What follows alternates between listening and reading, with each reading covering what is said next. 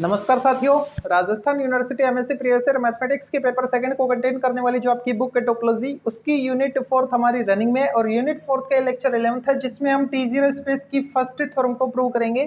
तो इस थ्योरम में बोला क्या गया है, एवरी सब space of T0 space is also T0 space, यानी जो भी T0 स्पेस है उनके जो भी सब स्पेस है ना वो भी T0 स्पेस होंगे। मतलब हेरिडेटरी प्रॉपर्टी बन रही है किसके लिए, T0 स्पेस के लिए।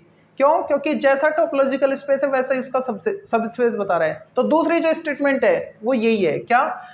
The property of being T0 space is a hereditary property, मतलब जो T0 स्पेस है आपका वो हेरिडेटरी प्रॉपर्टी फॉलो करता है। ठीक है, तो इसको प्रूव कैसे करेंगे? देखो, इसमें लेट क्या करना है आपको, कोई भी एक टोपोलॉजिकल स्पेस सपोज x2, वो आपको T0 लेके चलना है और उसका सब स्पेस से लेट करना है और उस सब स्पेस को भी T0 स्पेस से प्रूव करना है। ठीक है, let x2 be a T0 space. अब इसका मैं सब स्पेस लेट कर लेता हूं एंड y बी इट्स सब स्पेस, ये मैंने लेट कर लिया। ठीक है, अब यहां पे बता दो y और टो y के बारे में, वेयर y जो है वो तो x का सबसेट है एंड टो y जो है, टो y में एलिमेंट किस टाइप के होते हैं, z इंटरसेक्शन y के। ठीक है, z intersection y where z belongs to tau. Okay, y और टो y के बारे में हमने बता दिया, सब स्पेस था ना, तो यूनिट 3 में हमने पढ़ा था सब स्पेस, वहां से है ये टो y। ओके, अच्छा, अब हमको प्रूव क्या करना है वो लिखो। देन वी विल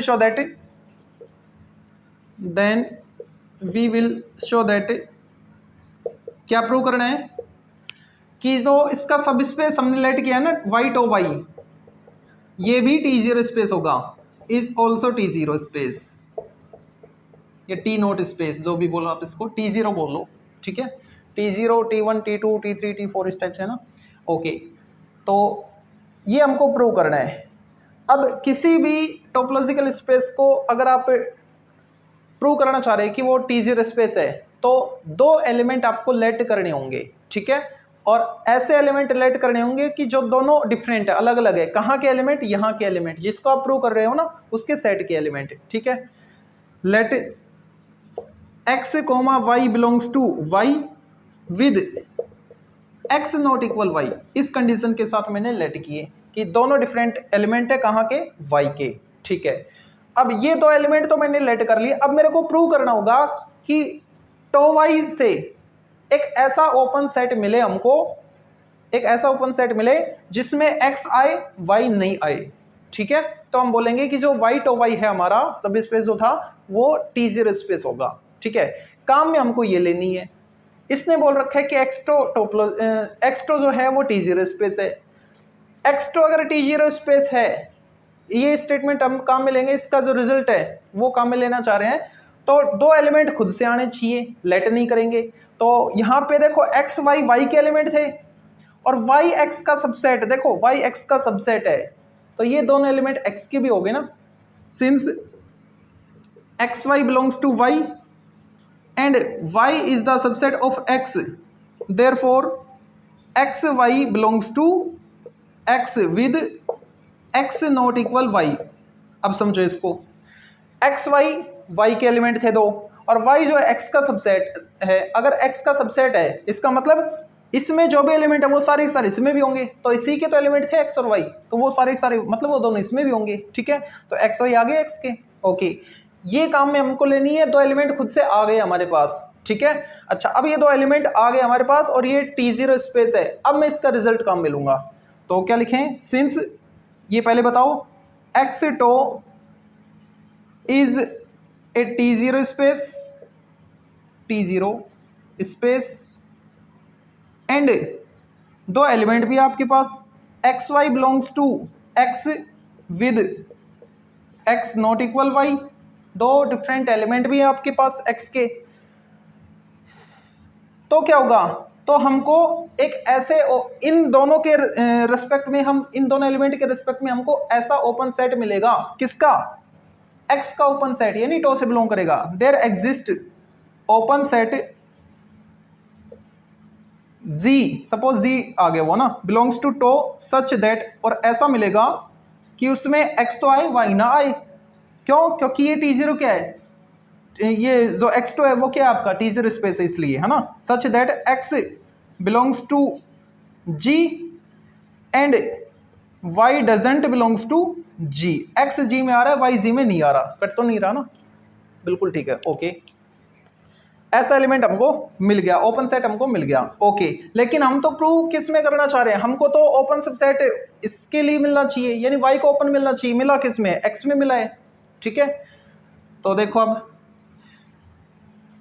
यहां पे जो x है ना, x एलिमेंट y का था, x y का था, ठीक है, और यहां पे x z का आ रहा है, ठीक है। तो x y में भी है, x z में भी है, तो x दोनों में हो गया, ठीक है। अच्छा, अब y चेक करो, y एलिमेंट y में था, y एलिमेंट z में नहीं है, x एलिमेंट तो दोनों में था, इसका मतलब इनके इंटरसेक्शन में होगा, ठीक है। तो पहले तो x को लिख दो, x belongs to y intersection z, y intersection z में आ गया, एंड y जो एलिमेंट है वो y में तो है, g में नहीं है, तो इनकी इंटरसेक्शन में नहीं होगा, y doesn't belongs to y intersection g, ठीक है। अब देखो y इंटरसेक्शन z क्या है, इसके लिए ओपन सेट बनेगा कि नहीं बनेगा, इसका ओपन सेट मतलब y का ओपन सेट टो y से बिलोंग करेगा, और टो y में एलिमेंट किस टाइप के थे, z इंटरसेक्शन y टाइप के, तो z इंटरसेक्शन y मतलब ये ओपन सेट है, किसके लिए, ये ओपन सेट आ रहा है y कोमा टो y के लिए, ठीक है। अब y का ये ओपन सेट है, ये ओपन सेट है y का, और y के ओपन सेट में x बिलोंग कर रहा है, y बिलोंग नहीं कर रहा है ना। तो अब हम लिखेंगे for each x comma y belongs to y with x not equal to y, x y जो कि y के एलिमेंट थे, ऐसे प्रत्येक x y के लिए जो कि डिफरेंट है, देयर एग्जिस्टेंस आ गया ओपन सेट का, y के ओपन सेट का, देयर एग्जिस्ट ओपन सेट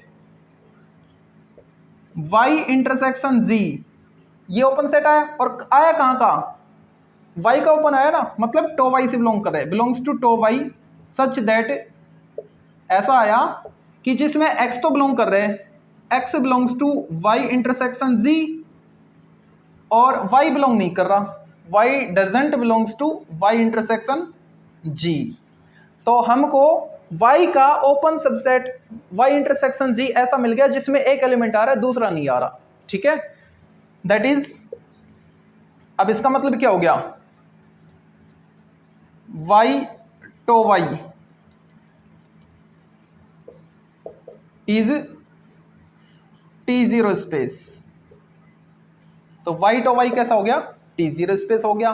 क्यों? क्योंकि x y आपने y के एलिमेंट लिए थे, दोनों डिफरेंट थे, और लास्ट में आपने प्रूव कर दिया कि y का ओपन सबसेट आपको मिल चुका है जिसके लिए x एक एलिमेंट उसमें आ रहा है, दूसरा एलिमेंट उसमें नहीं आ रहा, तो यही तो डेफिनेशन थी T0 स्पेस की। तो y टो y कैसा हो गया, T0 स्पेस हो गया। तो यहाँ पे जो x टो था वो T0 स्पेस था, उसका जो सबसेट हमने लेट किया वो भी कैसा आ गया, T0 स्पेस आ गया, ठीक है।